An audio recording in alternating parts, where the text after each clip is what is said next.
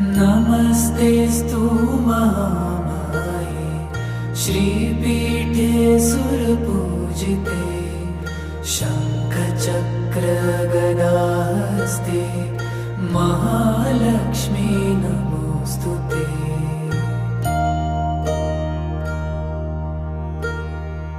नमस्ते गरुडारूढे कोलासुरभयङ्करी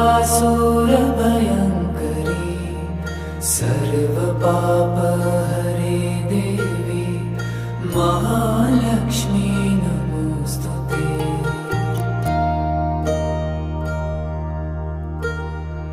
सर्वज्ञे सर्ववरदे सर्वदुष्टभयङ्करी सर्वदुःख